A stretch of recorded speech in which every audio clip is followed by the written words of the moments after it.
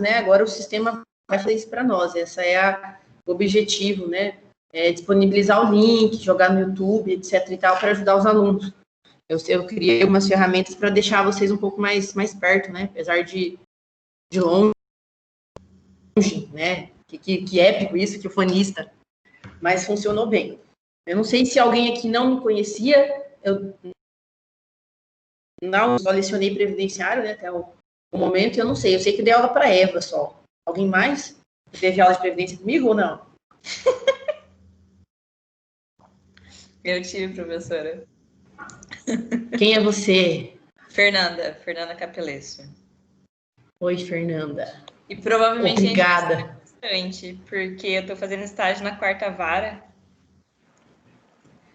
Ah, os estagiários da quarta vara. Né, que a gente se veja, porque agora eu só tô PJ.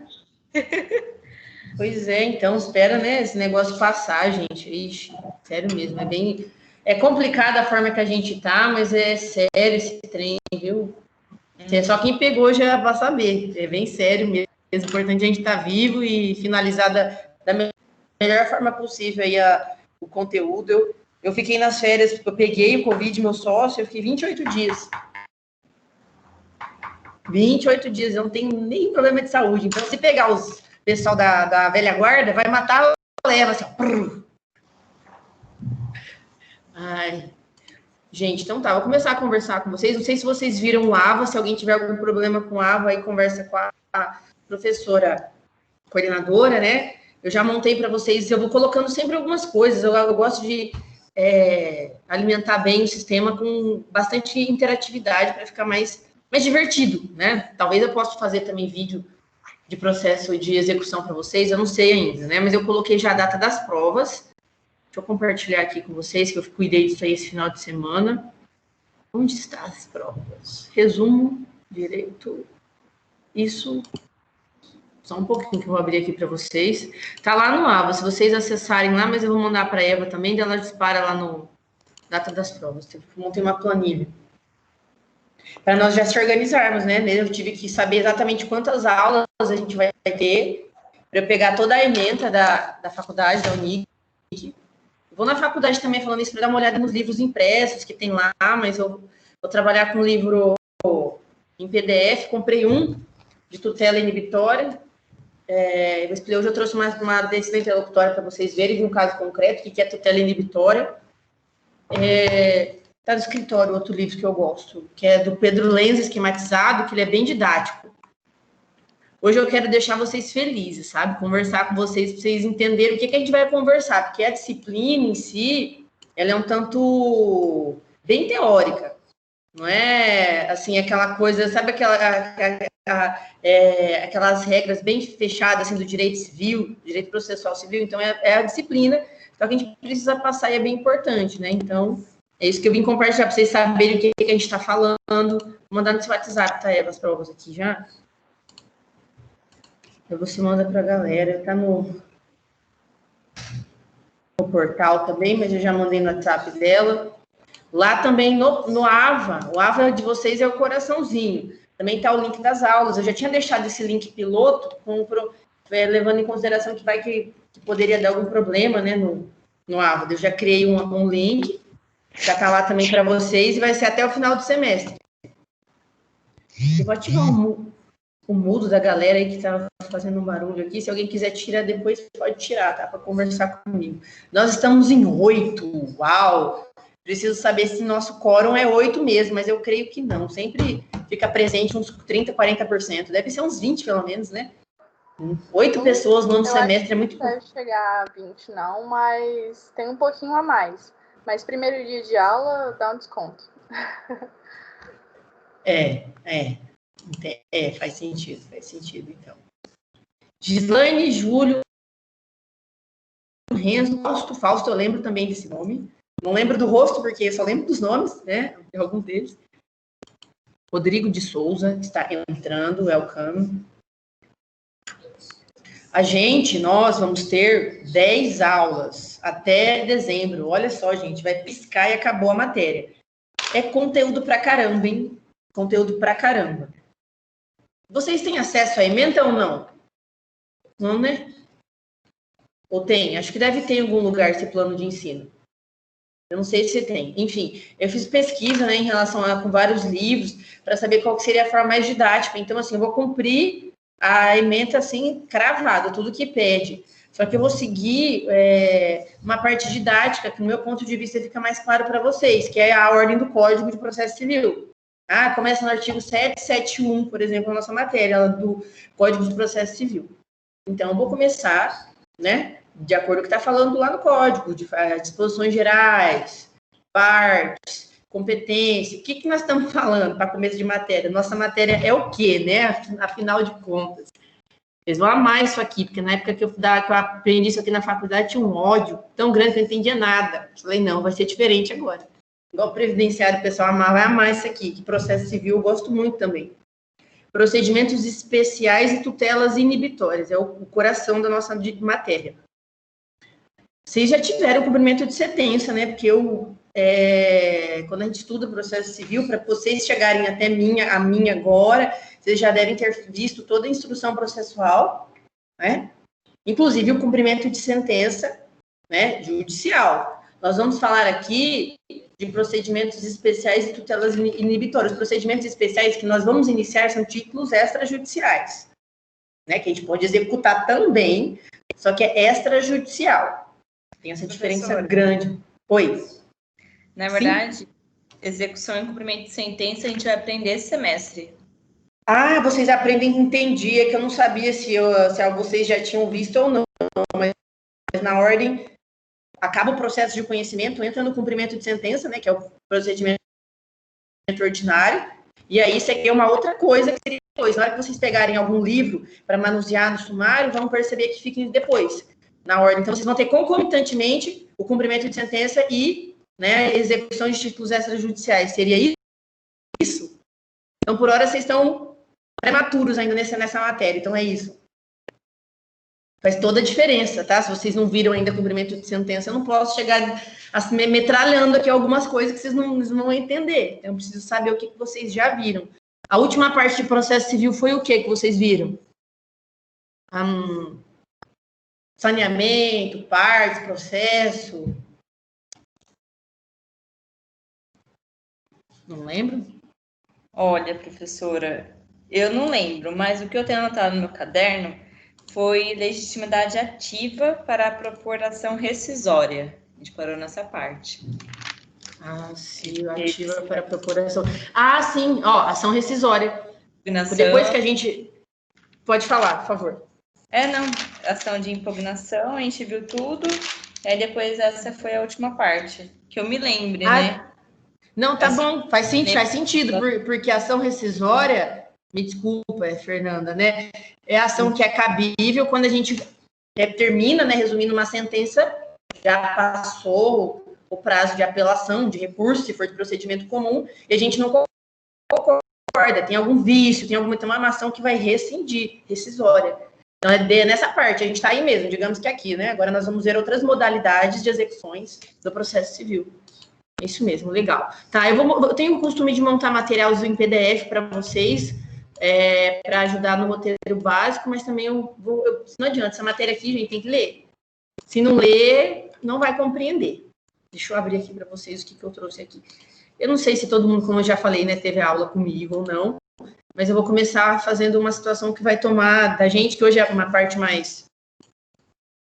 Peraí, que o sistema travou aqui. Para a gente dar bom dia para a matéria, para saber onde ela está no código.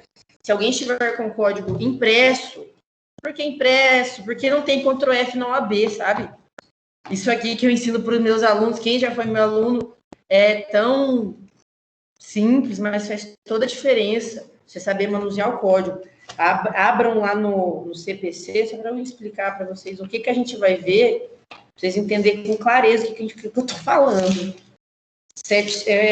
Pode ser o sumário, depois a gente vai para o artigo. CPC. Vou mostrar para vocês no Planalto, óbvio, né? Mas eu quero que vocês mexam aí no trem. Índice sistemático do Código de Processo Civil. O artigo do nossa matéria começa no 771, que vai ser...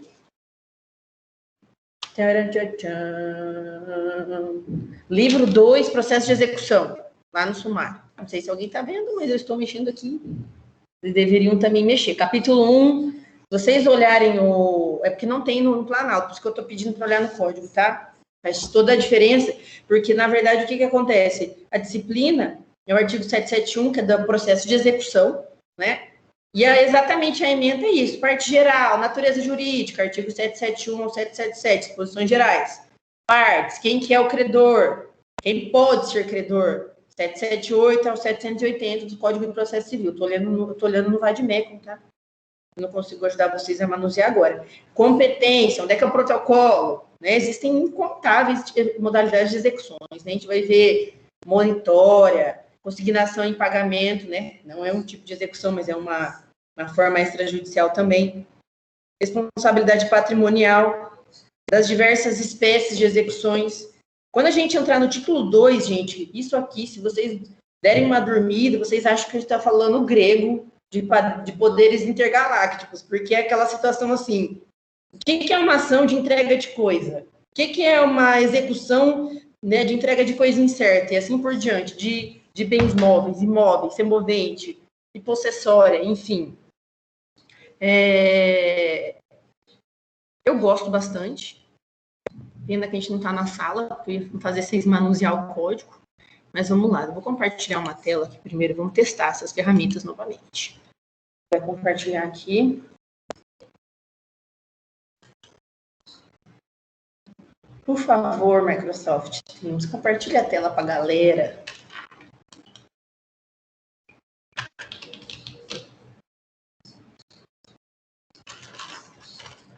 Eu vou testar, tá? Aí se travar, vocês me falam, que às vezes pode ser que trave.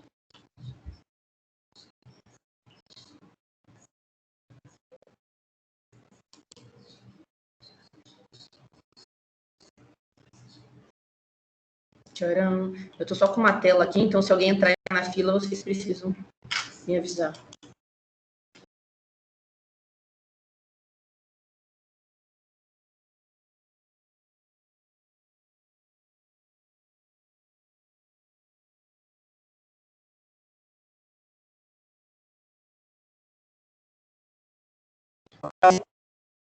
No meu rosto aí, para vocês pequenininho, no lado inferior.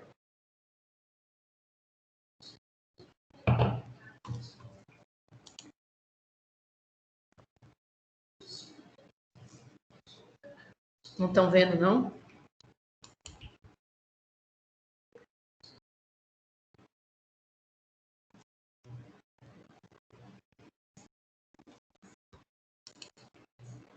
Alguém dá um salve aí se apareceu, porque se não for aparecer, eu vou esperar mais um minuto. Para aparecer o seu rosto? Fala, não está aparecendo. Não, o conteúdo. Sim, o conteúdo tá. Tá, o slide PowerPoint. E o rosto não também, então tá desatualizado aqui, porque agora é para eu compartilhar e aparecer pequenininho o rosto em miniatura no novo Microsoft Teams. Pelo menos foi o que eles treinaram a gente. Tá aparecendo? Então tá. Se às vezes alguém não apareceu, isso aqui é 5 minutos, gente. Eu já passei outras vezes. Não é bobo, é importante. Isso aqui normalmente não ensinam na faculdade, só que eu acho isso uma importância, né? Vocês entenderem como é que faz a leitura dos artigos, o que é. Isso aqui vai demorar uns 5 minutos só. Por quê? Porque o nosso Código de Processo Civil lá, ele é dividido, né, em livros, títulos, capítulos, seção e subseção. Então, a nossa disciplina, ela está dentro do livro 2 de processo de execução. Livro do quê? Né? Da disposição dentro do Código de Processo Civil, que tem os títulos. Título 1, que nós vamos começar, por exemplo, a entrar hoje na disciplina, que é da execução em geral. Título 2, que vai ser na próxima aula, por exemplo, das diversas espécies de execução. E assim vai indo sucessivamente. É importante entender o que é esse trem aqui, essa hierarquia da informação que tem dentro das leis.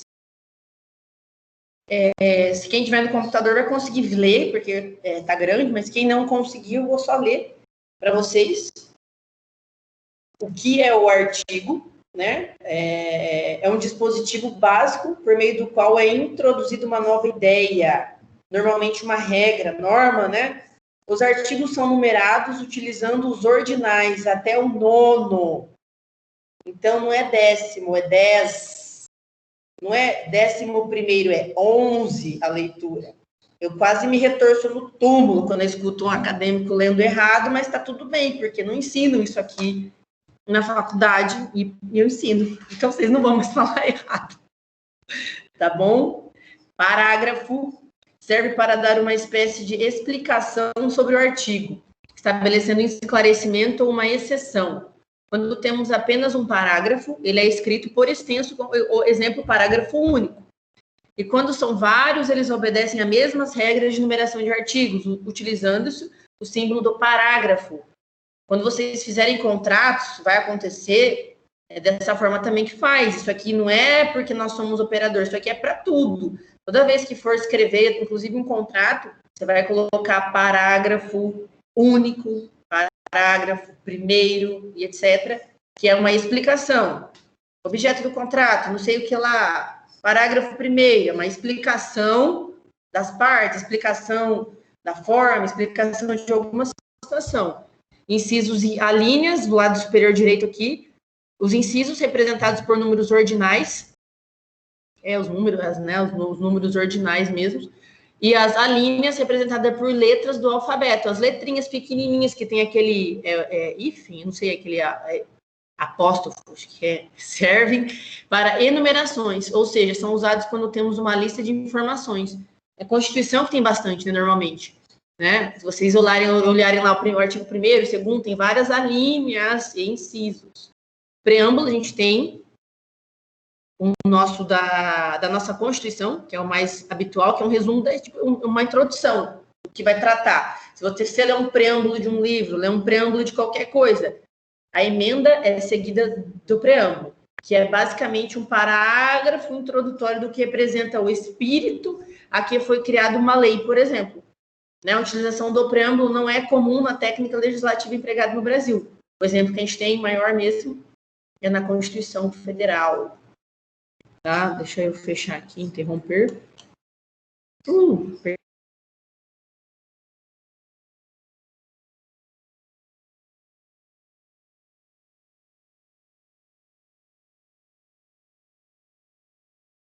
Na hora que eu já tinha falado para alguns que já estudaram comigo, eu falo novamente, só para vocês falarem de forma correta, né? Se posicionarem numa leitura de forma correta.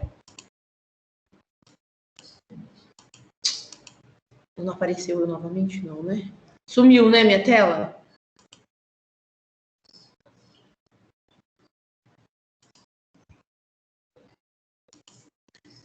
Vou compartilhar agora o Código de Processo Civil do Planalto.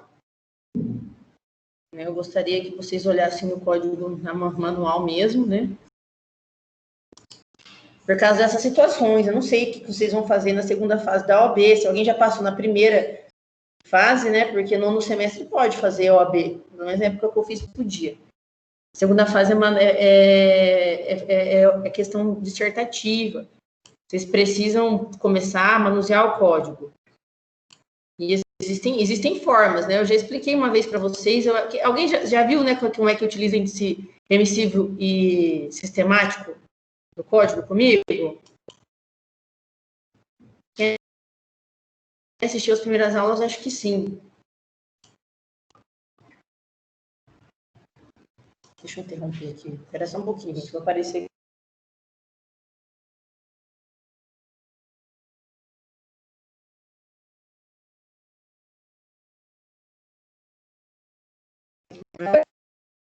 A gente vai ter uma prova amanhã de tutela inibitória, sei lá o quê, direito possessório, uso capião, que também vai cair, a gente vai estudar reintegração de posse, manutenção de posse, são as possessórias também. Prof, não faço ideia onde está no Código de Processo Civil. É na prova essa questão de direito possessório. Existe um método. Se alguém estiver aí, enfim, acredito que isso é de grande valia, porque todas as vezes que eu compartilhei, os alunos ficaram bem lisonjeados, né? Se já ouviram, reforce, porque os senhores são quase advogados, né? Então precisa. existe no código, é que eu estou no meu computador, não vai dar para mostrar aqui, talvez, né? O índice sistemático é que depende do modelo. Eu acho que na sala ainda o pessoal falava, acho que é da Saraiva, que fala índice alfabético. Muda alguma situação, mas existem duas importantes sistemáticas dentro do código. Existe um manual de instrução para os senhores encontrar qualquer lei nesta biboca sem Ctrl F. É importante muito, senão não passa na OAB. Muitíssimo. Eu falo isso porque eu fiz a minha prova da OAB em Direito Civil, né, louca da vassoura. Passei, mas eu estudei muito. E o que me safou na prova da OAB? Saber manusear o código. Então, se os senhores não sabem achar uma lei, procura aí a lei de... como é que é? Penhora não, herança. Esqueci agora, foi aqui que caiu na minha prova da minha ordem. Enfim, inquilinato, a lei do inquilinato. Não sabe onde está essa lei do inquilinato, por exemplo. Tem metodologia para encontrar essa lei do inquilinato. Eles pedem questão discursiva. Independente se os senhores vai fazer direito de trabalho, direito constitucional, direito penal. Ano que vem cai previdenciário também, né? Imagina, que legal fazer as peças previdenciárias. O que a gente vai fazer primeiro, né? Não sei se alguém está observando, se alguém que, enfim, não viu, quiser tirar a dúvida, eu estou aqui para poder apoiar. No índice sistemático, que é o nosso aqui, já tem uma câmera para filmar meu código aqui e mostrar para vocês. É a divisão do que a gente leu ali, a hierarquia, parte geral, função, livro, né? Enfim, tudo. E também, depois desse índice sistemático, tem o índice remissivo. Esse código aqui que eu peguei, que é de uma estagiária, porque o meu estava muito obsoleto, o índice dela fica no final do código, né? O dela chama-se índice alfabético do Código de Processo Civil. Talvez o de vocês tenha outra nomenclatura. Por que é importante falar isso? Porque, veja só, se alguém está com código aí, se tiver, só para eu explicar e fazer um teste de um conteúdo da nossa matéria, é bom que a pessoa já manuseie. Alguém está aí para poder me ajudar? O código? Pode falar, estou com o código. Sim, pode falar. Você abriu no Código de Processo Civil? Fazendo favor? Então vai agora no índice. Eu não sei se o seu é da RIDEL, enfim, alfabético ou índice remissivo, chama. Ou é índice remissivo, fica atrás lá não é sumário, né? Do início aqui, que ele tem os títulos e tudo mais, ou é índice alfabético do código. Eu quero que vá nesse, que deixa toda a matéria do código em ordem cronológica, do A ao Z, entende? Encontra isso aí, ou é na frente do CPC, ou é no final. Estou pegando o CPC porque é a nossa matéria, para vocês verem como isso aqui salva na prova, galera, que Nossa Senhora da Glória. Isso é muito bom. Índice sistemático, não. É o índice alfabético ou remissivo. Achou? Eu acho que é a Fernanda tinha falado. Achou? Em ordem alfabética, não é? Então, só um exemplo. A gente vai estudar uso capião, ação de manutenção de posse e reintegração de posse. Então, procura a palavra-chave ação possessória. Ou manutenção de posse, alguma coisa assim. Que é bem no comecinho, só para testar, tá? Sério mesmo, gente. Isso aqui é dica de ouro, assim, ó, coraçãozinho. Porque você encontrou, Fernanda? Encontrei. Começa na citação do réu? A ação possessória no índice alfabeto remissivo. Você vai lá no índice alfabético e remissivo, que é todas as situações do código de A, né, a Z. Vai ficar no final e no início. Aí vai ter aqui de ação, você vai encontrar em ordem alfabética. Ação possessória vai estar no início. Aí embaixo vai ter todos os artigos que você vai encontrar dentro do código vinculado à ação possessória. O primeiro aqui é 558, por exemplo. Com rito. Com rito comum. Rito comum. É que eu não tenho como eu mostrar assim. Você encontrou? Viu? Isso. O de baixo, contestação. Isso. Tem na sequência embaixo, exatamente isso. E embaixo, manutenção.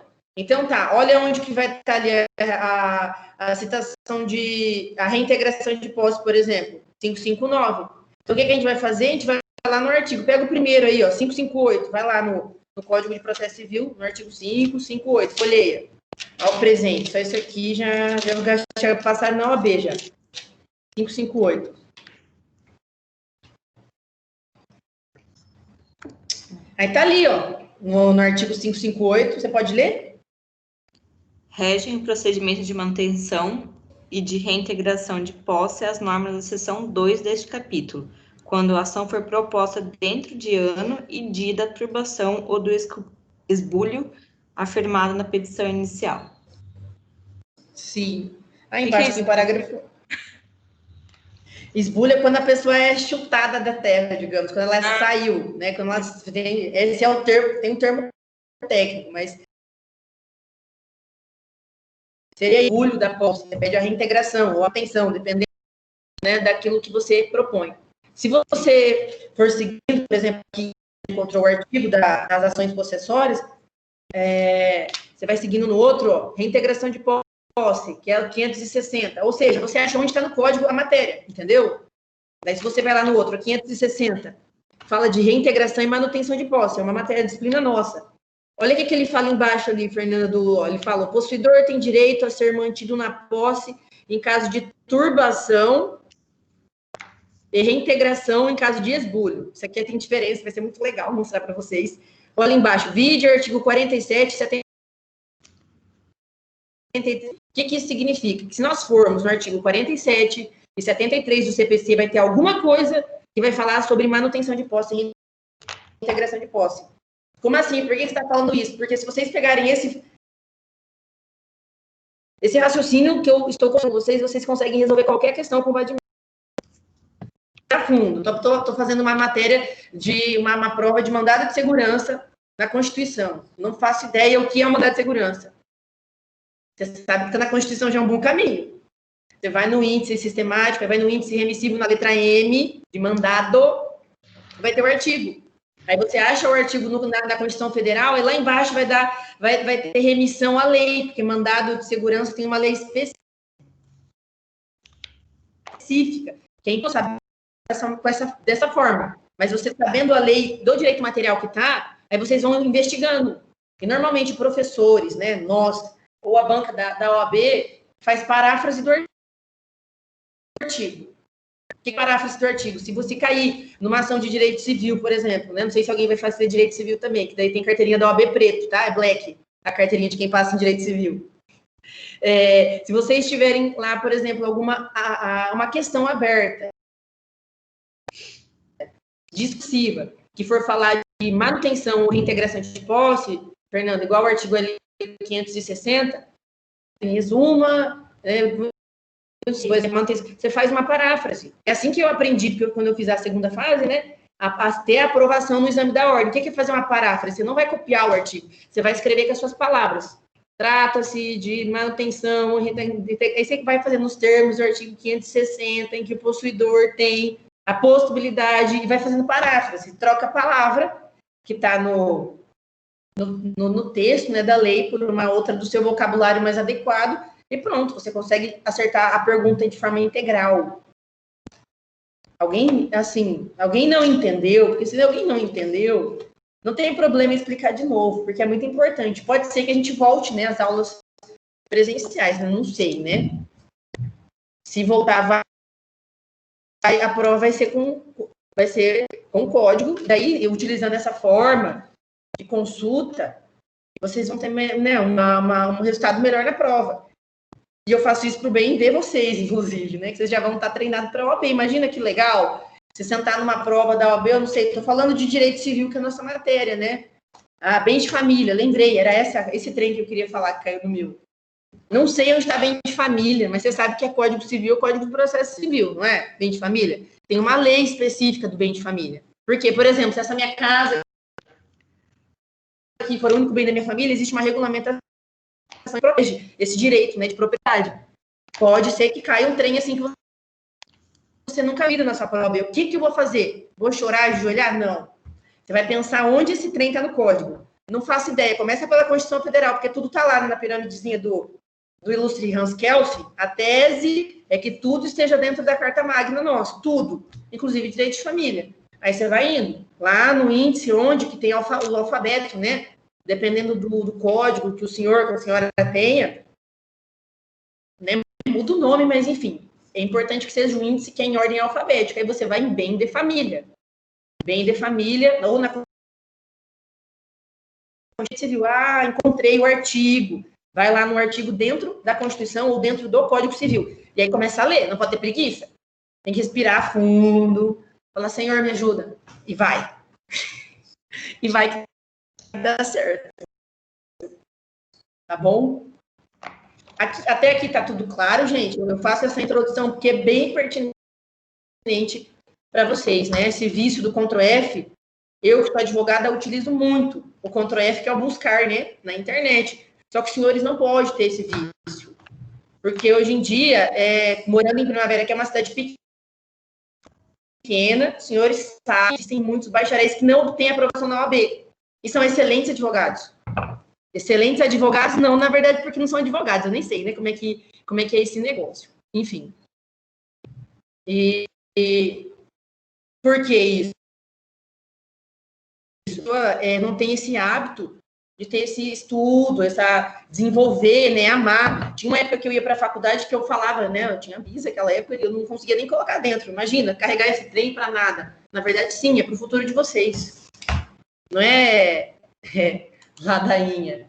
É de verdade, independente do que, né, vocês desejam aí como sonho, que seja a carreira da docência, a carreira da advocacia, da licenciatura, não sei, da carreira jurídica, que deseja, precisa aprender a manusear o código, né? Porque a aprovação na OAB, no meu ponto de vista, ela é importante. Só se você quiser ser policial da PRF, que não precisa.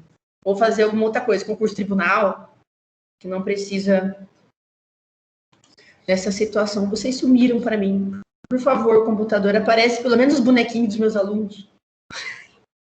Voltaram. Tudo certo, gente? Posso continuar? Aqui vocês entenderam, quer perguntar? Quem cala consente não dá certo, não. Nessa matéria não dá, vocês têm que perguntar, porque senão eu vou dar uma aula, é muito conteúdo. Na segunda, vocês não estão entendendo nada. Nada mesmo. Então tá. Tá tudo certo? A Fernanda tá interagindo comigo, vou interagir com ela, gente. Oi. Oi. A senhora vai jogar essa aula no portal porque tá chegando para mim bem cortado, tem vezes que eu nem escuto e trava também o vídeo aqui. Sério? Sim, É só você que tá com problema, Júlio? Alguém mais tá com problema? Na aula? Espera só um pouquinho, Júlio. Eu vou mandar ela assim lá, Júlio. Mas eu não sei o que está acontecendo, viu? Vou mandar o link lá, vou tentar converter no YouTube também. Alguém não está me ouvindo bem? Alguém está tendo problema de conexão? Ou sei lá, não está me vendo, me ouvindo? Para mim também, tá bem difícil a conexão, tá chegando muito travado. E a matéria não tá aparecendo para mim no portal e tem aluno também que se formou no grupo que também não tá aparecendo. Vou falar com a coordenadora, ver por que não. A matéria não consta na nossa grade. Pois é, você falou, mas é só o 9º semestre que eu vou dar aula. Deve ser problema do AVA, gente. Eles têm 2 semanas aí para resolver os links e tal. Vai aparecer já para vocês. Porque é só o 9º semestre que eu vou dar essa matéria. Então é vocês. Vocês. Então tudo né, então? encaminha no WhatsApp, porque não estão tendo acesso ao portal ainda. Ah, entendi. É que eu sempre fiz as duas coisas, né? Tá bom, eu mandei o link para você, a data das provas também, tá, e o material. Eu não sei quem falou comigo, foi o Júlio. Tá, vou tentar falar mais devagar, então, para ver se melhora. Vou tentar. Consegui falar devagar. É o seguinte, Júlia, a aula está sendo gravada. Eu vou disponibilizar o link, sim. Mas qualquer dúvida pode, né, reportar, porque é um tanto importante essa introdução, eu considero assim. que é o coração, né, da nossa disciplina, que é ensino vocês a uma coisa que nunca ninguém me ensinou, né? Como é que é o manual de instrução do código. E funciona com qualquer matéria. É bem interessante. Que pena. Se alguém tiver também com problema de áudio, aí me fala, tá? Porque eu não sei. É só eu aqui na minha casa, 25 mega era para funcionar. Até saiu alguém porque realmente a internet estava ruim. Ó. Tá bom, deixa eu fechar esse aqui. Posso compartilhar esse daqui para a Eva também. A data das provas já falamos.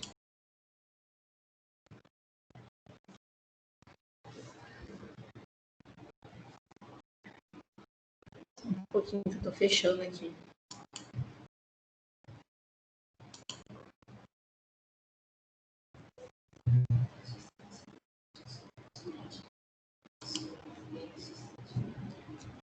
Então, quando eu compartilho, não aparece meu rosto. Eu vou ter que compartilhar um pouco a tela agora, que eu vou mostrar os artigos para nós, tá? Da introdução, da disposição.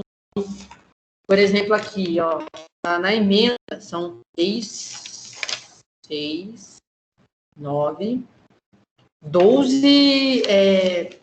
sessões. Essas 12 sessões eu vou ter que juntar em 10, que serão 10 aulas. Então, a gente vai ter bastante conteúdo para dar. Vou tentar montar um material para vocês. Se precisar alguma coisa, nem que eu faça algum vídeo curto, alguma coisa assim, para ajudar vocês do resumo do que a gente viu na aula, para facilitar a compreensão, e vocês vão vendo livros e tudo mais. A matéria inicial nossa, que vai ser semana que vem, a gente vai entrar exatamente nos títulos extrajudiciais. Aí eu vou mostrar para vocês a diferença entre eles no código. Mas eu vou mostrar aqui já agora, no Planalto.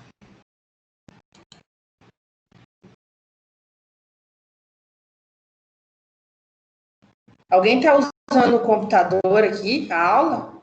Ou quem está com problema está no celular? Só para eu saber também, porque eu falei no início, não sei se você estava aí, Ju, que é melhor, se possível, usar o computador, porque é tudo melhor no computador, né? Interatividade. Eu estou no computador, sim, professora. Ah, tá, para tentar ajudar, né, de alguma forma, aí a entrega do upload, né, da minha matéria, etc. Estou enviando para vocês. Compartilhar. Provavelmente esse problema vai ser a internet mesmo, que não ajuda muito, infelizmente. Apesar de ser 20 mega. Pois é, mas eu acho que é Oi, imagina. Oi é cobre, não é o fibra ótica. Mas, enfim, é o melhor que tem. Eu vou testar a próxima aula lá no escritório, para ver se a gente sente diferença, porque lá é Primatec. Aí a gente vê o que for melhor para vocês. Se precisar, eu faço sempre lá.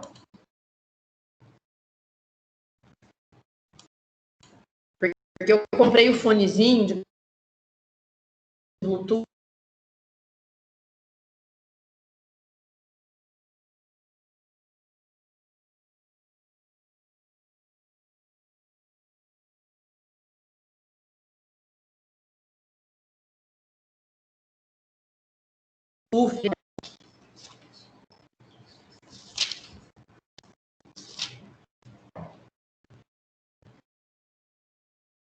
Estão vendo meu Planalto?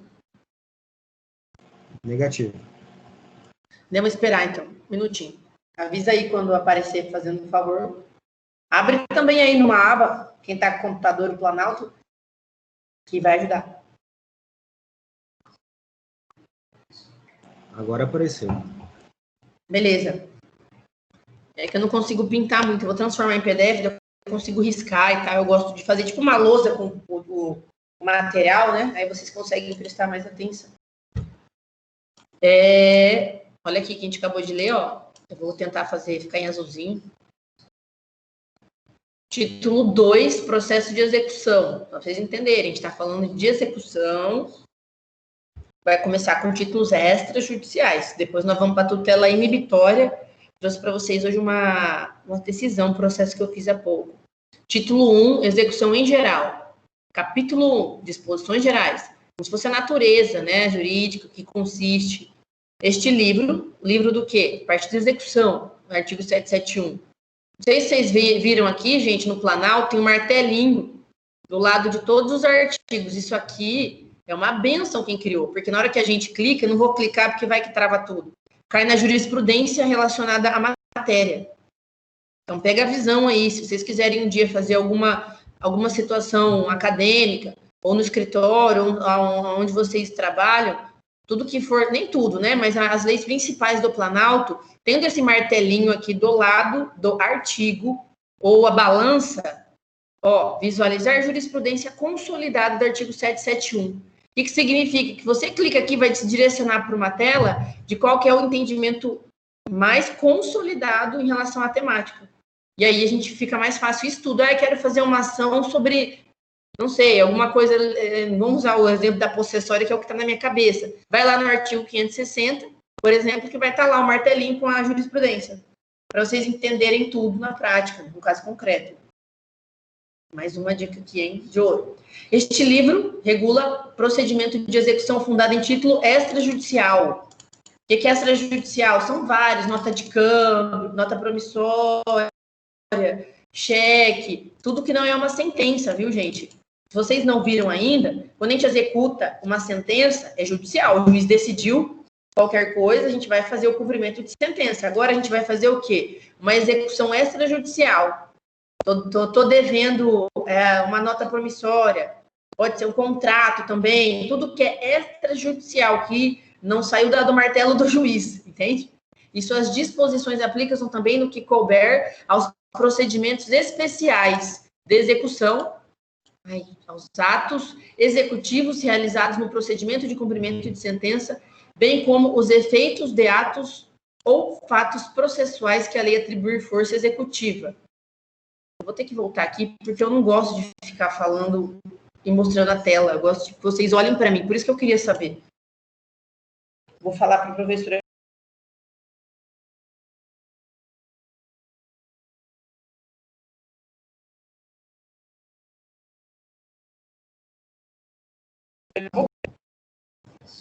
Just a moment, please. Abre a câmera aí. Dá um susto. Oi, voltei. Eu acho mais que eu me sinto mais à vontade, pelo menos eu estar olhando para vocês, sabe? Eu ficar mostrando a tela do computador, eu não gosto só. Enfim, por que eu estou aparecendo aqui agora? Para explicar para vocês o que é esse artigo 771, que é o nosso coraçãozinho. Então, vocês entenderam que a gente vai falar de execução de título extrajudicial. Ok, até aqui. Aí ele fala no artigo, no artigo 771, quem puder olhar lá para o artigo 771 ou no Planalto ou no CPC, ótimo. Por quê? O livro, que é a parte da execução, regula o procedimento de execução fundado em título extrajudicial e suas disposições, ou seja, como é que vai acontecer tudo isso? Aplica-se também no que couber a procedimentos especiais de execução, aos atos executivos realizados no procedimento de cumprimento de sentença, bem como aos efeitos de atos ou fatos processuais aqui atribuir. O que ele está falando aqui? Que vai ter um procedimento específico, essa execução de título extrajudicial, e que aplica-se também no que couber em procedimentos especiais. O que é procedimento especial? Ação de uso capião, reintegração de posse é especial, mandado de segurança é especial, busca e apreensão é especial. Toda vez que os senhores ouvir, né, eu falo isso muito para as minhas pupilas, por exemplo, um nome liminar.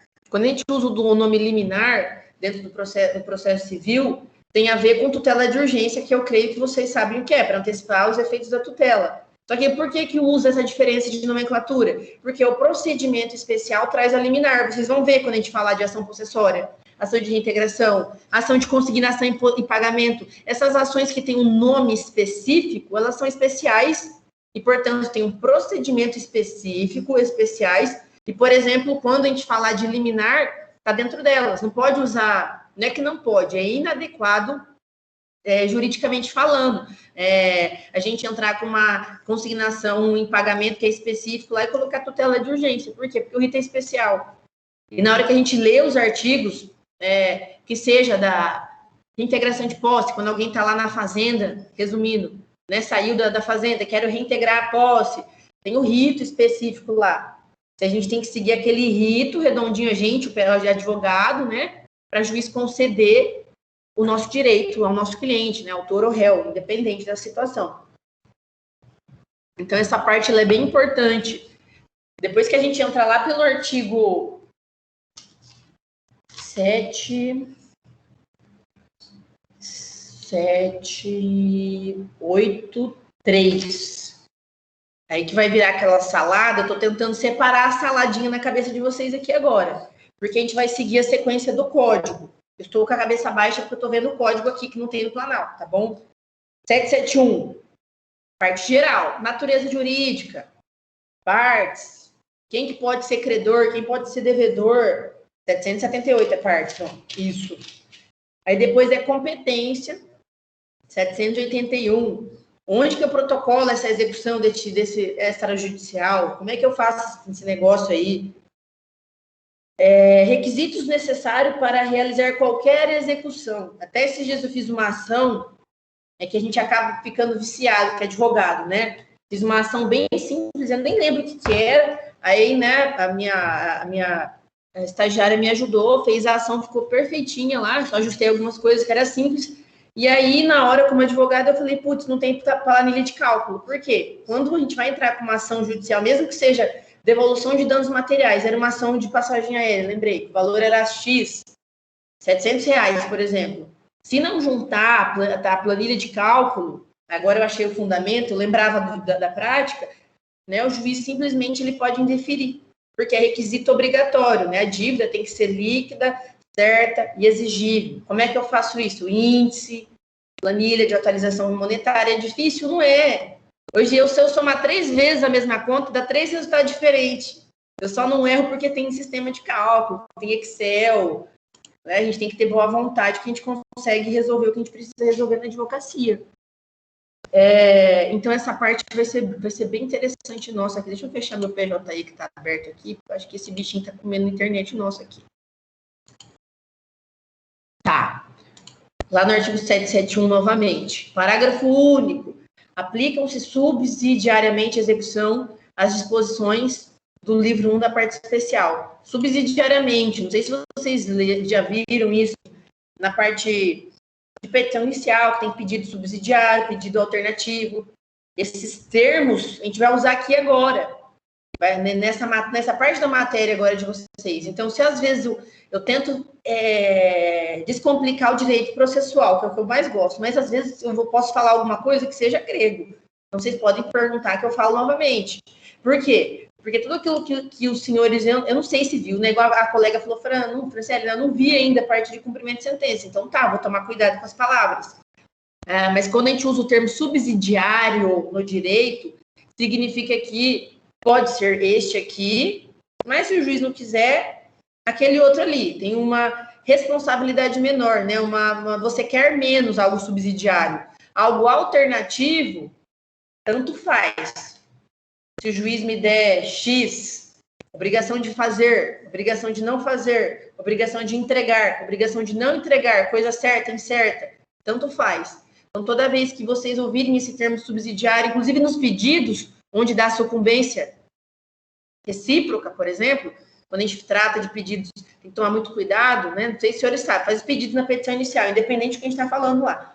Aí, se a gente sucumbe, a gente perde algum pedido, a gente tem sucumbência, por exemplo, recíproca. Em vez de eu ganhar 10% todo o meu processo, o juiz me dá 5% e 5% para outra parte. Tem a ver com os pedidos, com essas coisas que a gente coloca na petição inicial. Que eu vou compartilhar com vocês, quem, né, puder aprender vai ganhar mais dinheiro, porque eu deixei de ganhar muitos honorários por causa dessas coisinhas bobas, que caíram na sucumbência recíproca. Mas isso não vão. Então tá, estou falando do parágrafo único lá. Aplicam-se subsidiariamente a execução às disposições do livro 1 da parte especial. Ou seja, pode também ser aplicada a parte especial do livro 1 dessa parte de execução. Por isso que é bom vocês olharem para o código. Se vocês estiverem olhando só para o Planalto, vocês vão falar o que ela está falando. Porque todos os artigos que nós vamos conversar, eles ficam falando do tal do livro, do capítulo. E se você não sabe que livro de acho que é esse capítulo, vocês não vão entender, sabe? É importante, se possível, ter o código para olhar o que o legislador está falando. Porque todos os livros, né, que vocês forem manusear de código de processo civil, eles são bem, né, são senhores uns livrões grossos. Eles saem daqui, dessa descrição. Eu estou continuando falando, porque eu gosto que eu consigo me gesticular com vocês, tá? Ficar compartilhando a tela aqui, como eu ainda não estou com material, eu estou só dando uma pincelada para socializar vocês na matéria, eu vou tentar compartilhar menos, que eu acho que tem menos interrupção da internet. Se eu estiver errada, vocês me avisem, né? Tá? Flui mais a aula, assim, quando eu não compartilho o conteúdo, a matéria. Certo? Tá melhor ou não, Júlio?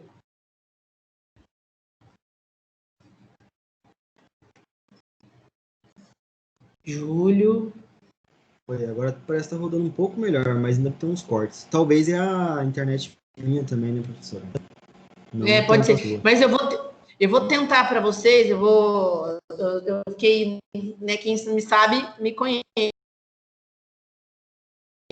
há um pouco tempo, que eu não tinha, né, enfim, nem rede social eu abri para vincular conteúdo para os alunos. E eu tô com uma parceria aí com algumas ideias.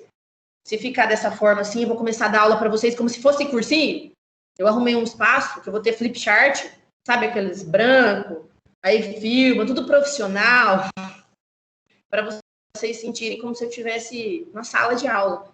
A gente pode experimentar, entendeu? Aí vai ser profissional, uma parceria aí que eu vou ver se eu consigo ajustar com as aulas de vocês, e aí vai ser melhor, né? Se eu tiver com todo o material de primeira qualidade, mas isso não tem nada a ver com a faculdade, tá, gente? É comigo mesmo que eu fiz para tentar melhorar para vocês aí tudo, o conteúdo e tal. E é como se fosse um webinar, mas aí eu vou ter como escrever, vou ter como mostrar. Então vai ser tudo novo para mim, mas vai melhorar a qualidade. Então eu vou testar essa semana, e se for efetivo, aí a gente começa a fazer com vocês. Aí eu acho que melhora. Não sei, né? Tem um microfone melhor, uma internet. Só de eu estar escrevendo, assim, conversando com vocês vendo em pé, enfim. Eu vou tentar. Não sabia nem usar esse Microsoft Teams, agora eu tô um craque nesse trem aqui. Né? Tudo que eu quiser eu aprendo, e vocês também. Se alguém falou isso, manda a pessoa dormir. Não fica comprando historinha de gente fracassada, não. A gente vai para cima e dá tudo certo no final. Tá? Então lá, ó. Eu não sei, deu 1 hora de aula agora, vou dar mais uns 20 minutos. Não vou matar vocês hoje com conteúdo, só para vocês entenderem o que eu estou falando, tá? Quem está aqui hoje merece o selinho dourado, porque está interessado em aprender, né? Apesar de a gente estar nesse momento de pandemia difícil aí, vocês estão sendo diferenciados, né? Estão querendo estar presente, não existe gerúndio com verbo no infinitivo, gente, tá? Vocês querem, né, assistir a aula, assim fica certo na gramática, porque querem, né, um futuro promissor. Então eu admiro e eu faço o que eu puder como professora de melhor para vocês aprenderem. O artigo 772, agora, do Código de Processo Civil. O juiz pode, em qualquer momento do processo do quê, gente? Eu fico falando assim, porque quando eu tinha essa aula, eu queria ter um treco na sala, que eu não sabia o que o professor estava falando. Do processo de execução, de título extrajudicial. Inciso 1, ordenar o comparecimento das partes. Inciso 2, advertir ao executado de que seu procedimento constitui ato atentatório à dignidade da justiça. O que é isso, gente? Vai ter específico, mas significa quando a pessoa, né, ou a parte, fica tendo condutas dentro do processo que ferem a dignidade da justiça, recurso protelatório, manifestação impertinente. O nome ato atentatório à dignidade da justiça não tem nada a ver com o que a gente acha que é. Tem a ver com a parte baderneira dentro do processo. E tem gente que fica fazendo manifestação desnecessária, daí o processo vai concluso, aí, enfim, vai vir aquela bagunça no processo desnecessária. Então, o juiz pode o quê? Advertir, chamar a atenção, né, que tal situação é ato atentatório à dignidade e à justiça. Isso aqui tem penalidade, mas não é aqui agora que a gente vai falar disso. Inciso 3º, determinar que sujeitos indicados pelo exequente. Uma coisa que vocês vão ter, eu quero ter esse flip chart, eu vou digitar para vocês precisam entender na cabeça. Credor, devedor, exequente, executado, locador, locatário, esses nomezinhos vai aparecer em todas as nossas aulas agora. E vocês vão ter que criar um mecanismo de memória, que eu vou compartilhar com vocês, não sou professor de cursinho, mas para pelo menos você saber quem que é a parte. Ele vai falar de cessão de direitos, se é cessionário, cedente. Quem é o autor da ação?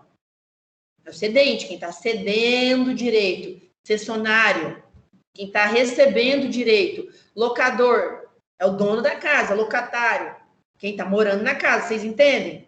Tem uma lógica gramatical que vocês precisam compreender para não fazer confusão em peça.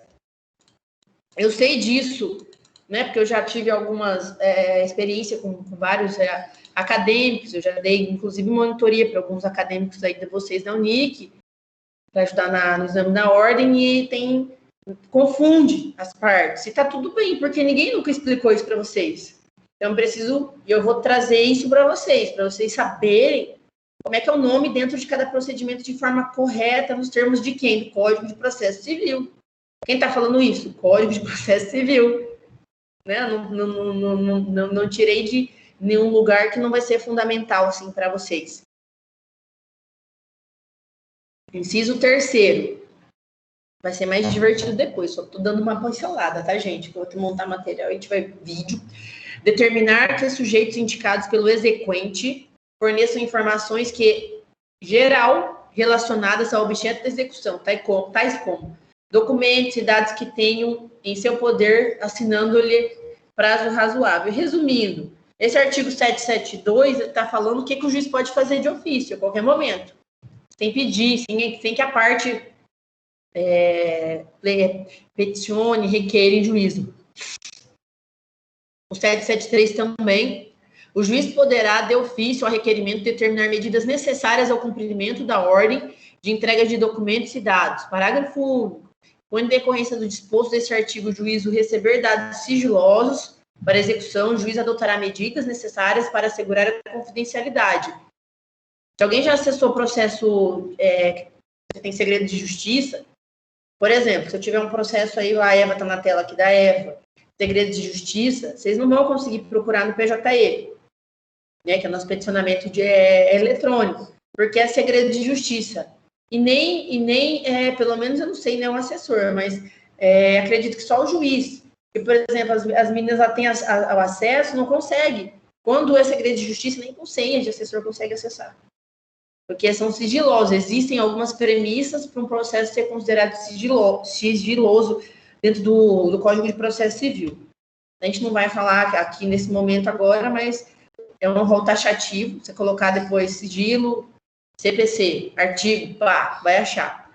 Não é um momento aqui agora, eu só falei porque ele está explicando que se vier dados com sigilo para o juiz, ele vai ter que tomar cuidado com aqueles dados.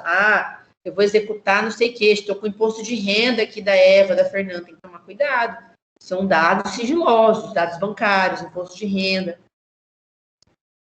Quando envolve menor, essas coisas assim. Deixa eu ver. Todo mundo vivo? Graças a Deus.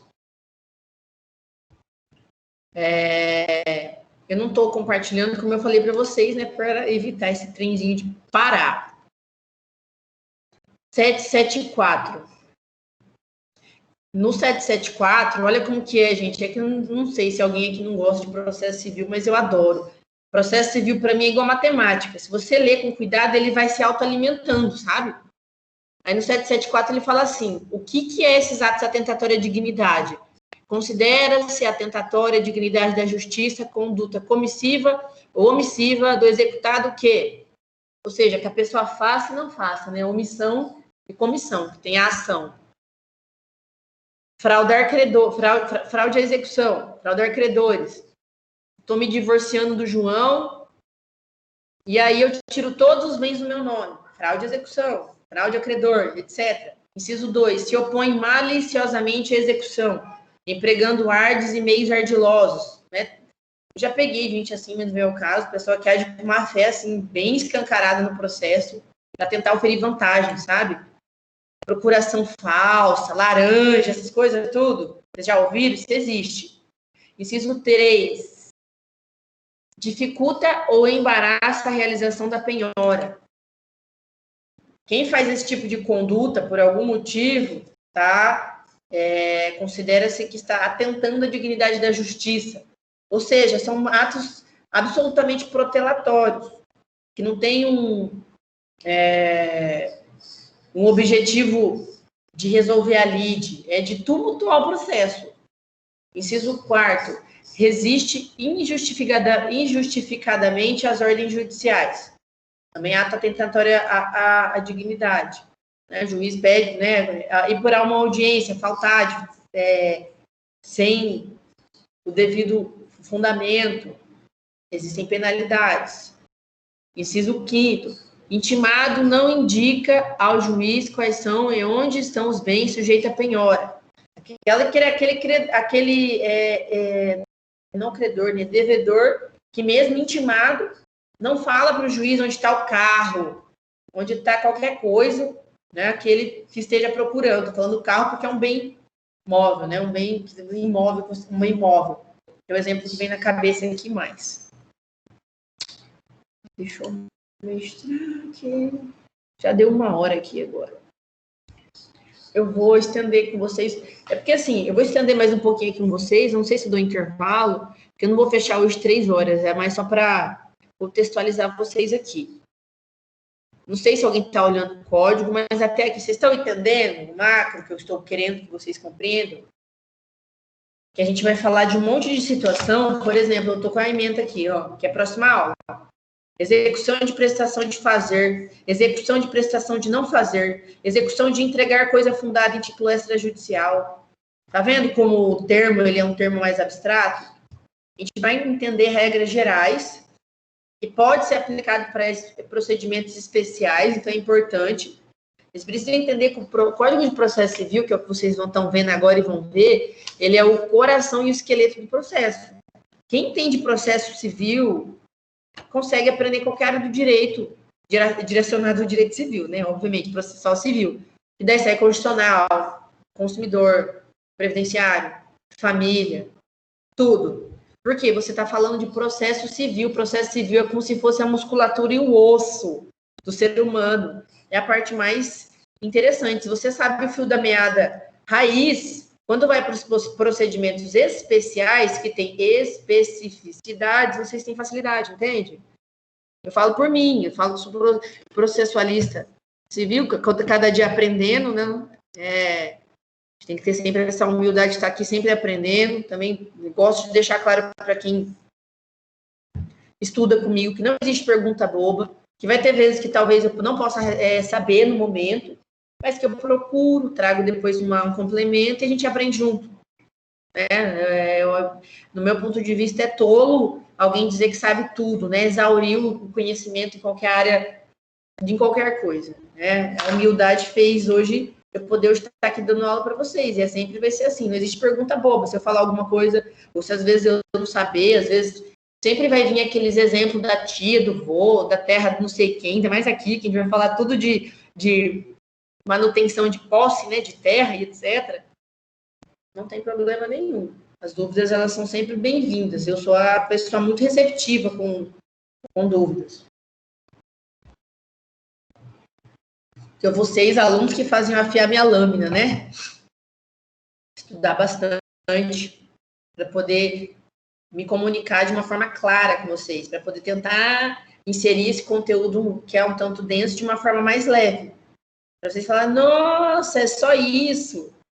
Aí, depois da nossa próxima aula, a gente vai falar um pouco de autarquia também, mas é dentro da execução. Como é que funciona execução contra a fazenda pública, só que fundada em título extrajudicial? Tem como? Tem. Existe situações.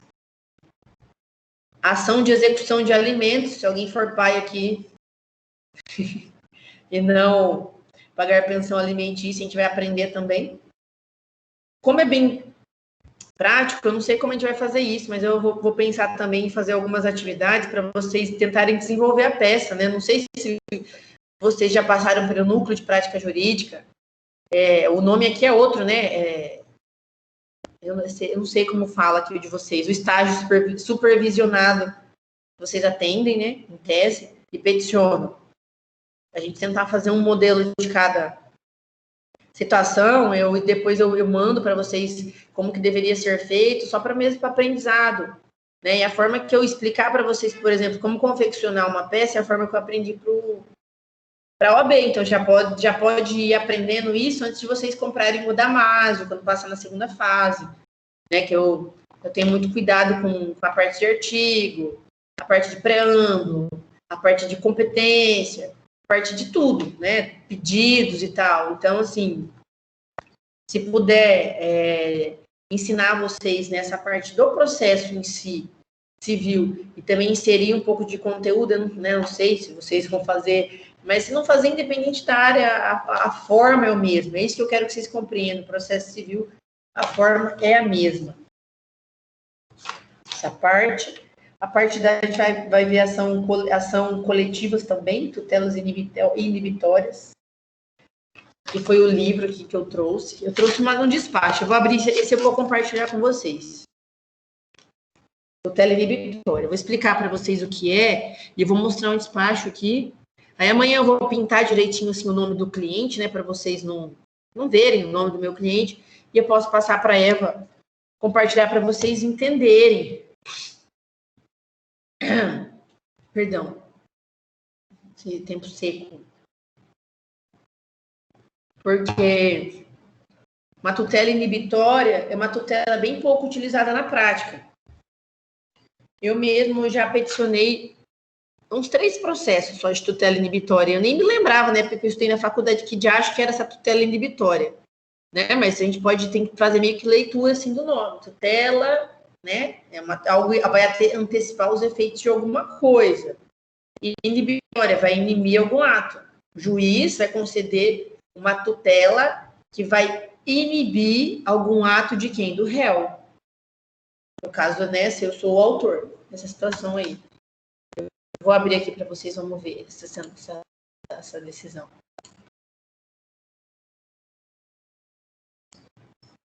Eu vou compartilhar aqui. Enquanto isso, eu vou explicar o caso, esse caso concreto aqui de uma tutela inibitória. Neste ano, aconteceu um caso, eu gosto muito de trazer caso concreto, porque vocês conseguem visualizar melhor, sabe? Inclusive, possessório, eu já fiz uso capião, ordinário, extraordinário, quando eu tive a oportunidade de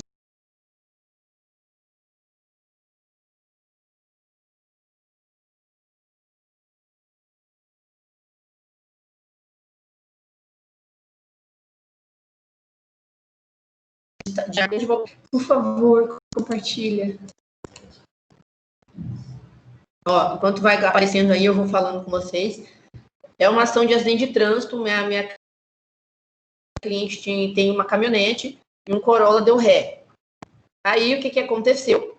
Quem estava dirigindo é o funcionário da empresa X. Aí ele negou pagar, resumindo. Aí eu fui até a empresa X, né? O cliente foi cobrar da dona do veículo, porque a responsabilidade é solidária do proprietário, tá, gente? É muito sério isso, você deixar alguém dirigir o carro de vocês. E aí a pessoa também não quis fazer acordo, etc. Eu entrei com uma ação pedindo os danos materiais, né? Não lembro se eu pedi dano moral, mas a gente vai ver aqui agora.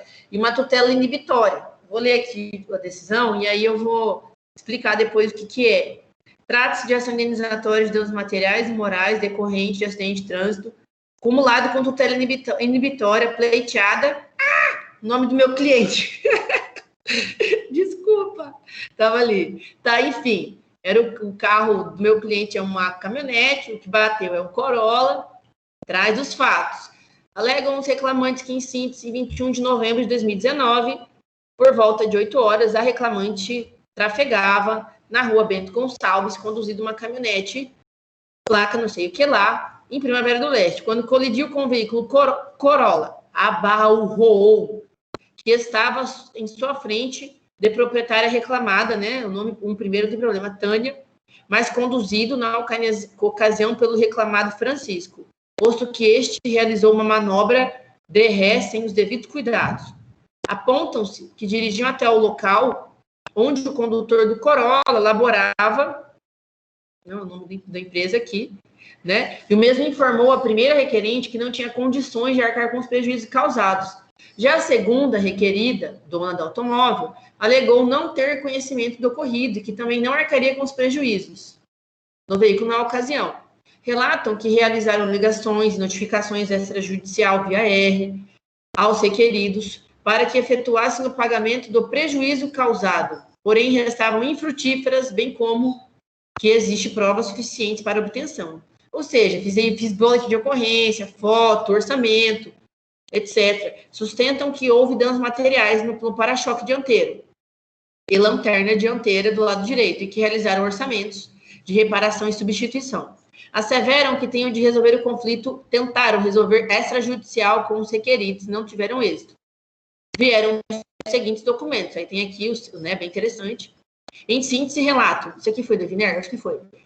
O que dispõe o artigo 300, a tutela de urgência será concedida quando houver elementos que evidenciem probabilidade de direito e perigo de dano ou risco ao resultado útil do processo.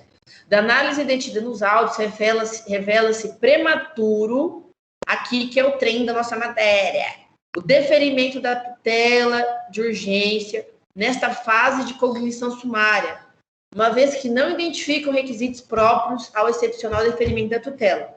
Eu vou explicar já, tá?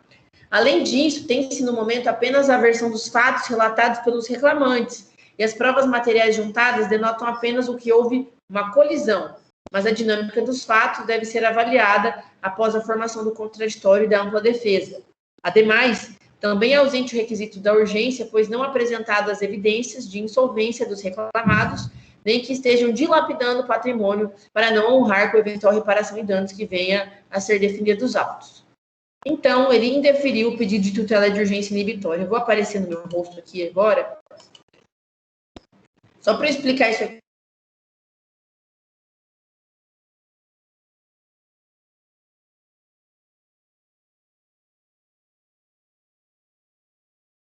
Está aparecendo aqui a Eva já. Eu vou até abrir aqui a petição inicial.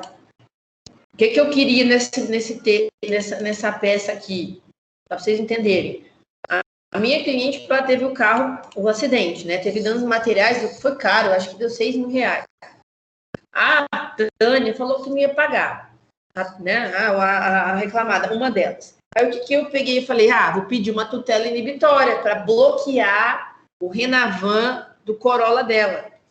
Inibir, bloquear. Aí o que o juiz falou? Não. Eu achei interessante isso aqui. Por quê? Porque como a gente está na fase de cognição sumária, é o termo que ele utilizou, ou seja, ainda está no início da instrução do processo, só teve as provas do autor, não teve prova de que o réu estava dilapidando o patrimônio, ele entendeu que era prematuro. Ou seja, tem indícios, né? Não quis pagar, fez boletim de ocorrência, mandei e-mail, ou seja, tem vários documentos que provam que a pessoa não quis pagar, mesmo sabendo que bateu, etc. Entretanto, ele não... Cadê aqui a matéria?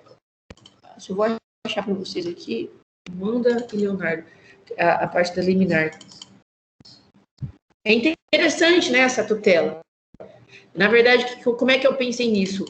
Esse tipo de conteúdo que a gente vai estudar agora, tutela inibitória, por exemplo, para vocês terem um raciocínio jurídico, no dia que vocês estiverem criando uma petição inicial, como juristas, do zero, falar, nossa, mas bem que eu podia bloquear.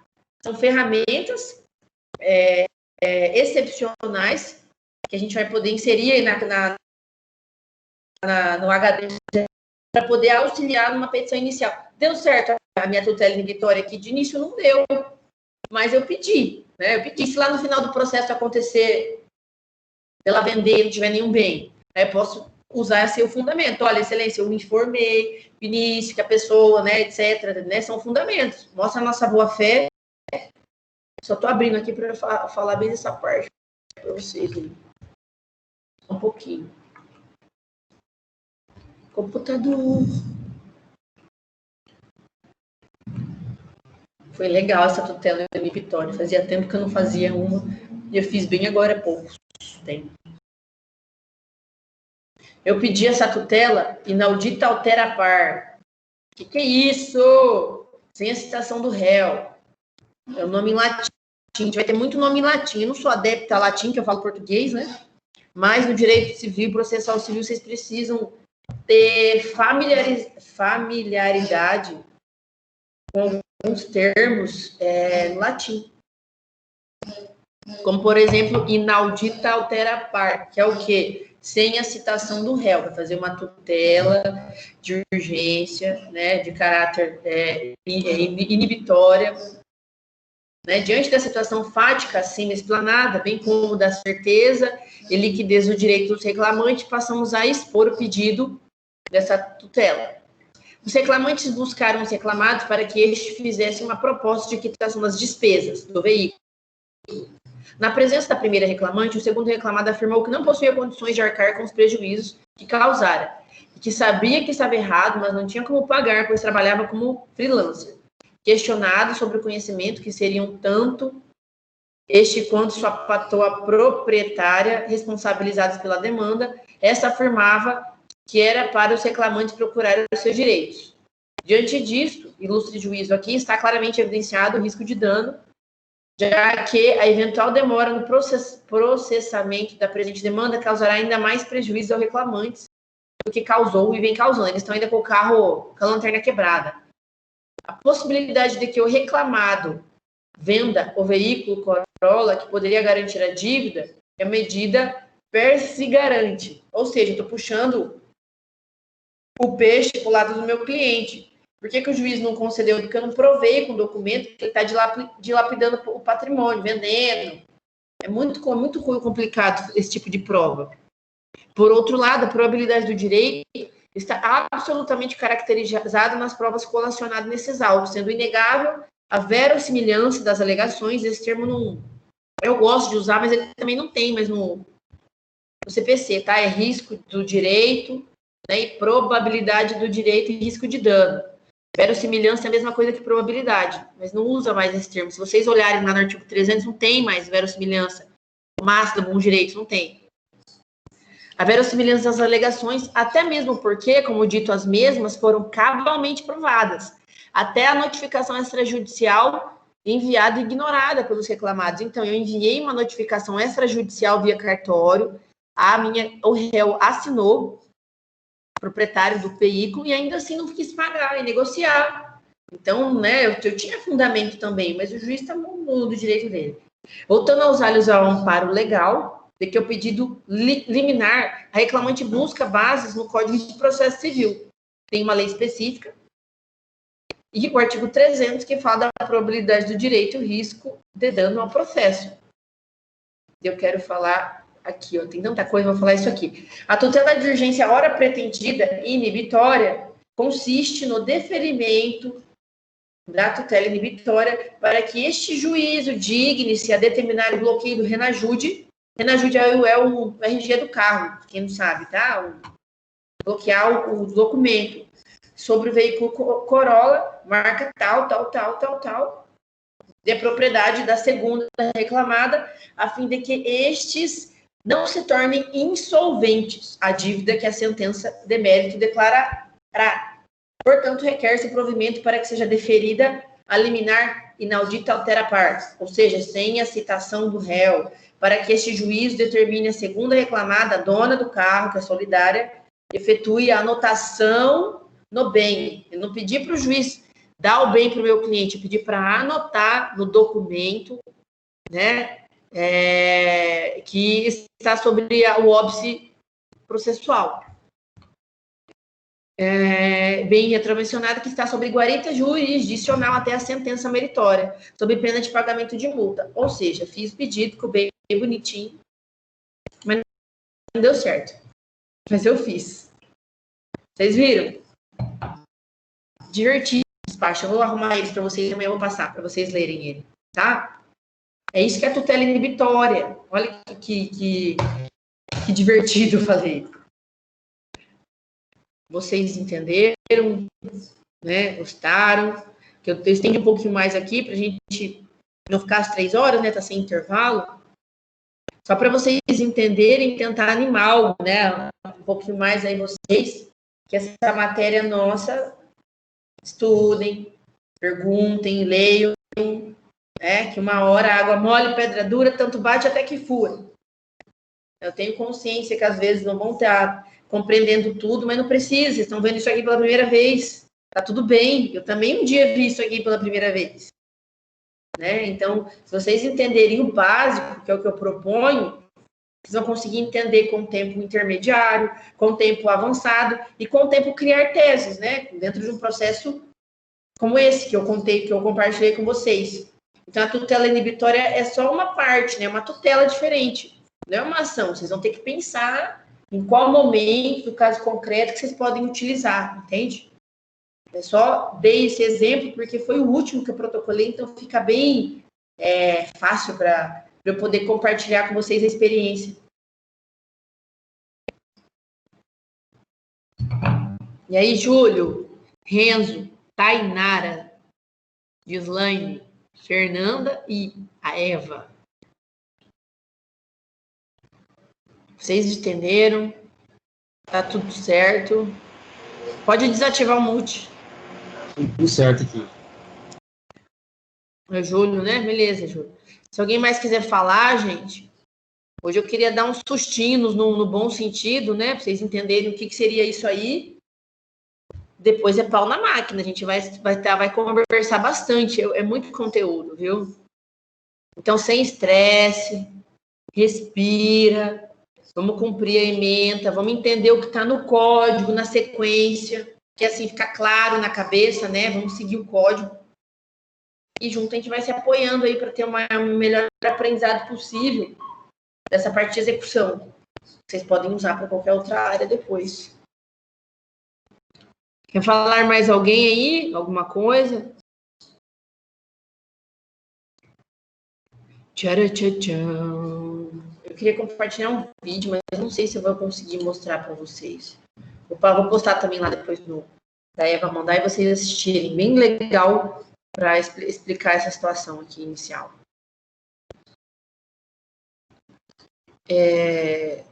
Semana que vem, acho que a gente vai ter bastante. Não vai, como vocês caíram na terça-feira, não vai ter com nenhum feriado esse semestre.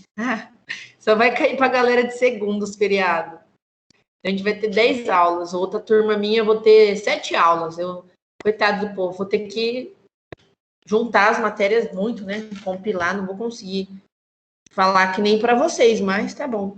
Melhor eu vou fazer.